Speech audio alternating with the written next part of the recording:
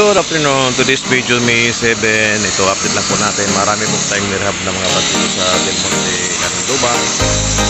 Mas natin sa kasalukuyan ay marami pang ginagawa.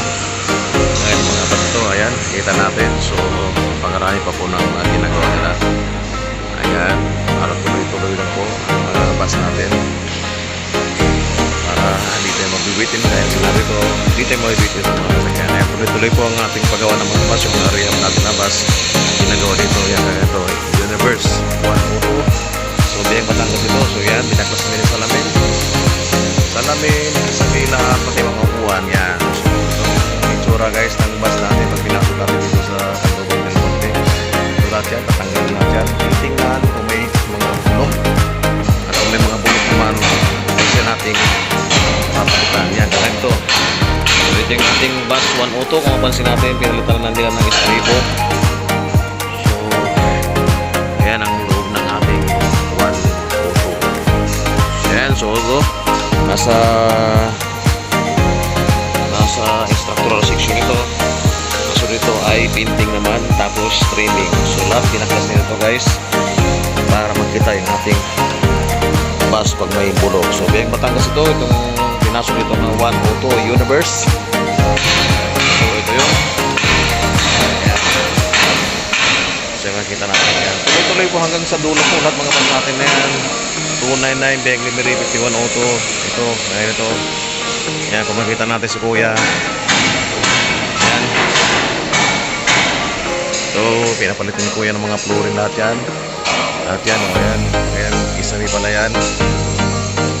Yan, so ito yung sa structural. Tapos, saka natin painting. So yun guys, marami pa tayong abangan ng mga bus, no? Ayan, lahat ng mga bus yung ginagawa. Itong lihira na yan, no? Kung nakikita nyo, puro bus po yan ang ginagawa. Yan, hanggang doon sa dulo. Yan, yan ang structural section. Yan, gano'n, no? Pinuputol nila yung mga bulok, pinapalitan nila. Yan, dire-re po natin yan guys. Yan, puro rehab na po lahat mga bus natin. Yan, schedule for rehab. Ayan, nakita nyo. Pinaklas lahat, no? Ayan. Nakapaklas lahat kung makikita natin. So yan. Ito yung turko na yun na dito. So yan, so yan, binabakot nila yung sa langit. Ayan. Tapos ito painting section. Ayan, pinturahan nila yan. Ito yung 1420.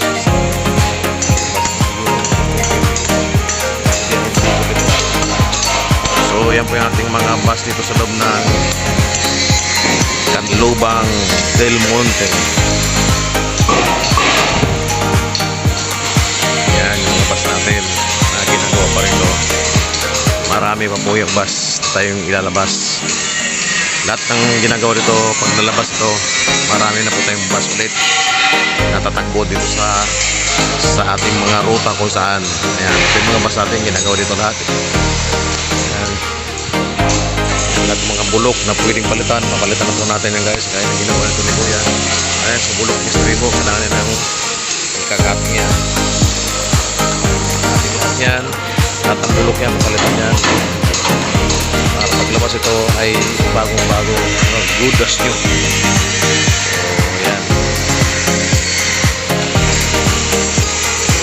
Guys, kaya ito nagtanggalan to, lumang mga bakal na kailangan na palitan. Nandito. So yun, ganon, bumalik ulit ito sa brand new talaga. Tumbat ito pagkatapos natin mga bus. Lahat under plastic up lahat yan bago natin bitawan. Kaya sinabi ko, kaya ito kinukupuning maigi dito sa Del Monte Motors. Structural section, then painting section, tapos trimming, tapos road test release. Yan, so ito yung ating Del Monte Cananduba. Yan guys.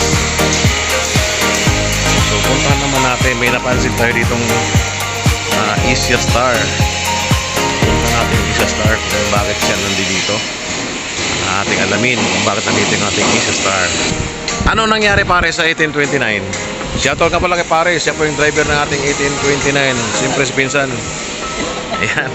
Shoutout pare. Ano nangyari sa bus mo pare? Bakit? Ito nga yan. Yun. Binato pala yung bus natin na Hindi ko alam. 1829. Kaya nandito pala tayo sa Rancho Del Monte. Ay, sa Del Monte, Canlubang. Kasi papalitan ng windshield yung ating Asia Star na isa, yung 1829. Ayan, sila ni Kuya. Yan ang papalit ng ating mga windshield. Yan, shoutout sa inyo Kuya. Yan.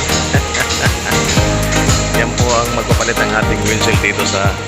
Yan, so yan, iakitan nila yung ating windshield.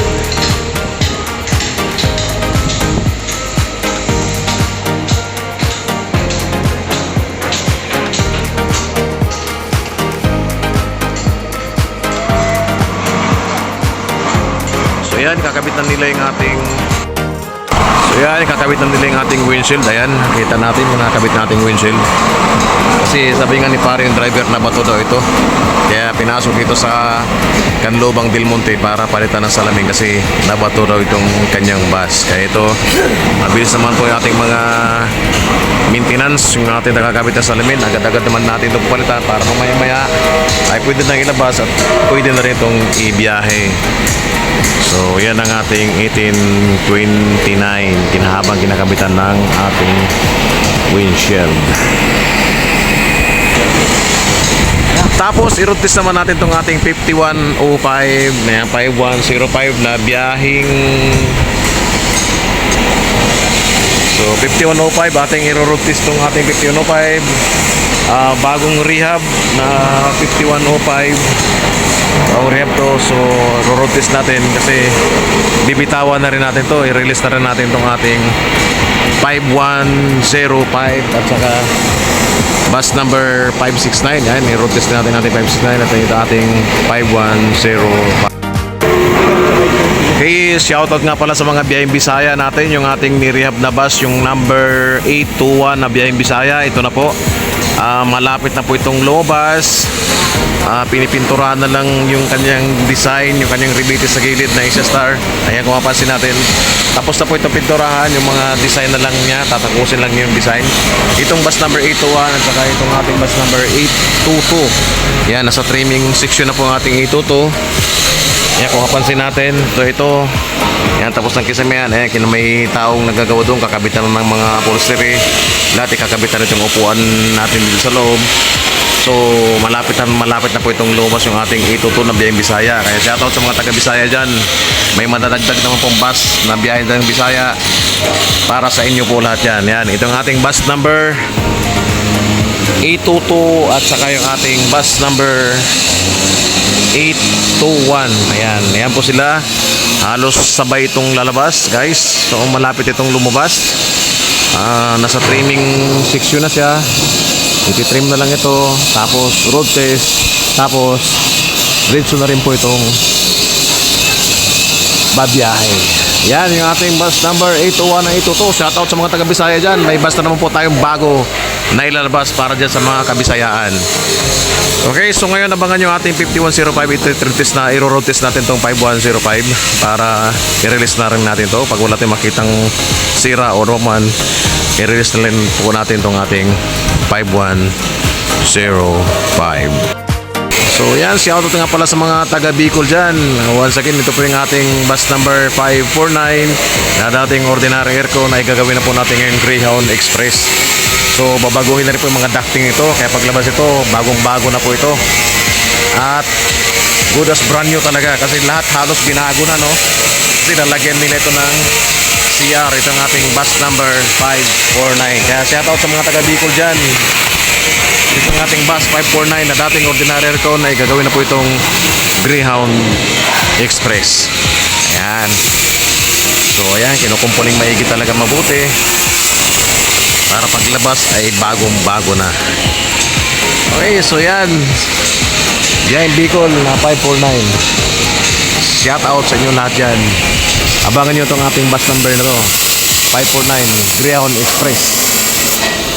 Okay, so yung ating abangan sa BM Bicol ngayon. Dati nauna yung bus number 219.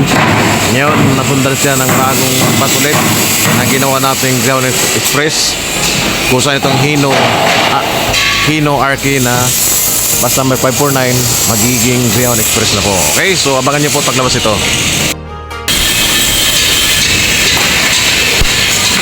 Lemery 299. Ayan, itong ginagawa ng bus ng biyaheng Lemery. So ito na po. Papalitan po lahat ng bulok yan, guys. So ayan, tinatanggalin na ni kuya mga bulok na posibleng bulok, tapos papalitan natin ng mga bagong bakal yan. So yan ang itsura, guys, pag nireview yung mga bus natin. Yan po, ito magiging itsura niyan. Sabi ko nga, nasa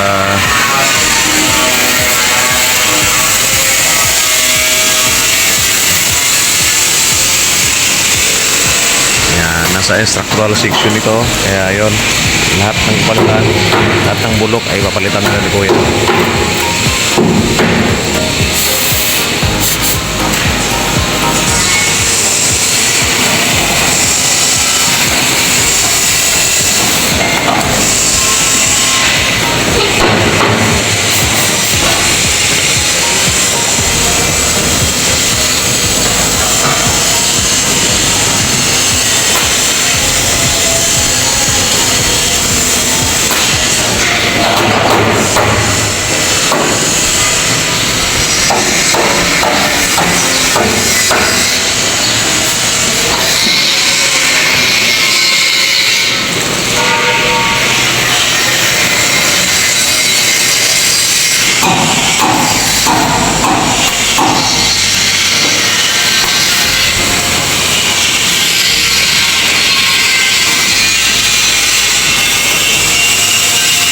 So yun ang proseso natin, guys, pag-rehab dito, no. Ayan, sabi ko, structural section, painting, at saka yung ating